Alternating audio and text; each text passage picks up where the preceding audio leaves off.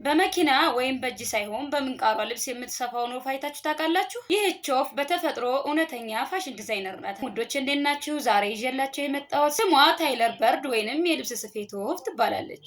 አስገራሚው ነገር ጎጆዋን ለመስራት መርፌና ክር አትገዛም። ይልቁንም የሸረሪት ድርን፣ የጥጥ ፍሬንና ቀጫጭን የእጽዋት ክሮችን እንደ ክር ትጠቀማለች። ሹል ባለ ምንቃሯ ቅጠሉን በስተግራና በስተቀኝ ትበሳና ክሩን ታስተላልፋለች። ሰፍታ ስትጨርስ ደግሞ ክሩ እንዳይፈታ ጫፍና ጫፉ ላይ እውነተኛ ቋጠሮ ታስራለች። ልክ እኛ ስንሰፋ እንደምናደርገው ቅጠሎችን ሰፍታ እንደ ቦርሳ ካደረገች በኋላ በውስጡ ለስላሳ ሳሮችን አንጥፋ እንቁላሎቿን ትጥላለች። ከላይ ሲያዩት ተራ ቅጠል ስለምትመስል እባቦችና ዳኞች በፍጹም አያገኟትም። ይህች አነስተኛ ወፍ ያስደነቀቻችሁን ያህል ላይክ እና ሼር በማድረግ ለሌሎች እንዲደርስ አድርጉ። ሌላው ሁለተኛ ይዤላችሁ የመጣሁት አስደናቂ እንስሳ ከኋላው ዜብራ ከፊቱ ቀጭኔ የሚመስል እንስሳ ያስተዋውቃችሁ ነው። ሁለተኛው አስደናቂ እንስሳ ኦካፔ ይባላል። ከኋላው ዜብራ ከፊቱ ቀጭኔ የሚመስል እንስሳ ነው። ኦካፔ በጣም አስደናቂና ልዩ የሆነ የአፍሪካ የዱር እንስሳ ነው። በሰውነቱ ላይ ባለው መስመር ምክንያት ብዙውን ጊዜ ከዜብራ ወገን የሚመደብ ቢመስልም በሳይንሳዊ ዓለም ግን የቀጭኔ ብቸኛ የቅርብ ዘመድ ነው። ልክ እንደ ቀጭኔ ረጅም ሰማያዊ ሐምራዊ ቀለም ያለውና የሚለጠጥ ምላስ ያለው፣ በዚህ ምላሱ ቅጠሎችን ጨብጦ ለመቅጠፍና አልፎ ተርፎም አይኖቹን፣ ጆሮዎቹን ለመጥረግ ይጠቀምበታል።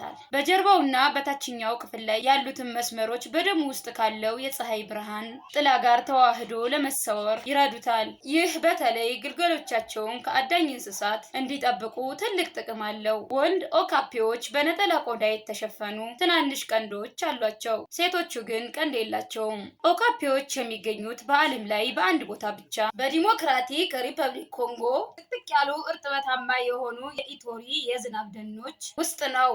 በተፈጥሯቸው በጣም ገለልተኛና ሰው ወይንም ሌላ እንስሳ የማይቀርቡ በመሆናቸው በጫካ ውስጥ በቀላሉ አይታዩም። በዚህም ምክንያት የሳይንስ ሊቃውንት እንስሳቶችን ማግኘት የቻሉት እንደ ኢሮፒያን አቆጣጠር በ1901 አካባቢ በጣም ዘግይተው ነበር። ሙሉ በሙሉ እጽዋት በል ናቸው። የዛፍ ቅጠሎች፣ ቡቃያዎች፣ ፍራፍሬዎች እና ፈንገሶችን ይመገባሉ። አልፎ አልፎም ለሰውነታቸው የሚያስፈልገውን ጨውና ማዕድን ለማግኘት ከወንዝ ዳርቻ የሚገኘውን ክሰል መሰል አፈር ይበላሉ። ኦካፔዎች በጣም ዝምተኛ ናቸው። ነገር ግን እናትና ግልገል እርስ በርስ ለመፈላለግ በሰው ጆሮ የማይሰማ በጣም ዝቅተኛ በሆነ ድምፅ በመጠቀም ይግባባሉ። በአሁኑ ጊዜ ኦካፔዎች በመጥፋት አደጋ ላይ ያሉ እንስሳት በሚል ተመዝግበዋል። ይህም የሆነበት ምክንያት ህገወጥ አደን፣ በጦርነት ምክንያት የሚፈጠር አለመረጋጋት እና የማዕድን ቁፋሮ፣ የእንጨት ፍላጎት የጫካ መኖሪያቸውን እያጠፋው ስለሆነ ነው። ኦካፔ በተፈጥሮ ውበቱና በሚስጥራዊ ያኗኗር ዘይቤው የአፍሪካ የዝናብ ደኖች ትልቅ ኩራት መገለጫ እንስሳ ነው። ሌላው ሶስተኛው ይዤላችሁ የመጣሁት ሰውንም ሆነ እንስሳን በአንድ እርግጫ ብቻ ልትገድል የምትችል ሰጎን ናት። ሰጎን በዓለማችን ላይ ካሉ ግዙፍና በረራ የማይችሉ ወፎች መካከል ናት። በተለይ የሚታወቁት የራሳቸው የሆነ ድንቅ ባህሪ አላቸው። ወንድ ሰጎኖች እስከ 2.7 ሜትር ሊረዝሙና እስከ 150 ኪሎ ግራም ሊመዝኑ ይችላሉ። ይህ ግዝፈታቸው ደግሞ በአየር ላይ ለመብረር እንዳይችሉ አድርጓቸዋል። ሰጎኖች በሁለት ጣታቸው ብቻ የሚራመዱ ብቸኛ ወፎች ናቸው። በትልቁ ጣታቸው ላይ ያለው ሰጎና የመሰለ ጥፍር እንደ ትልቅ መከላከያ መሳሪያ ያገለግላል። በአንድ እርግጫ ሰውንም ሆነ አንበሳን የመግደል ብቃት አላቸው። የሰጎን ዓይን በየብስ ላይ ከሚበልጥ እንስሳ የበለጠ ትልቅ ሲሆን ከአንጎላቸው በላይ ይገዝፋል። ይህም በጣም ረጅም ላይ ያለን አደጋ በፍጥነት ለማየት። ሰጎን በዓለማችን ላይ በፍጥነት የመሮጥ የመጀመሪያዋ ባለ ሁለት እግር እንስሳ ነች።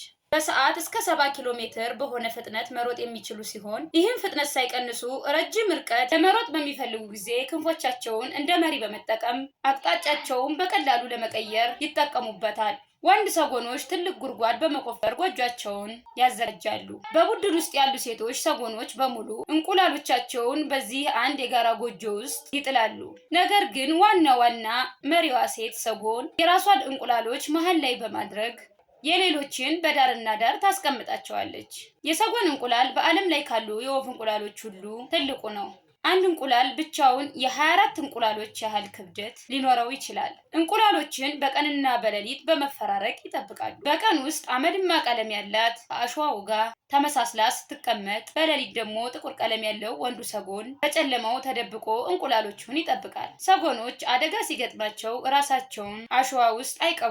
አደጋ ሲመጣ አካባቢው ገጽታ ጋር ለመመሳሰል ይሞክራሉ። ከሩቅ ሲታዩ ግን ራሳቸውን የቀበሩ ይመስላል። ካልሆነ ግን አማራጫቸው በከፍተኛ ፍጥነት መሮጥ ወይንም በእግራቸው መማታት ነው።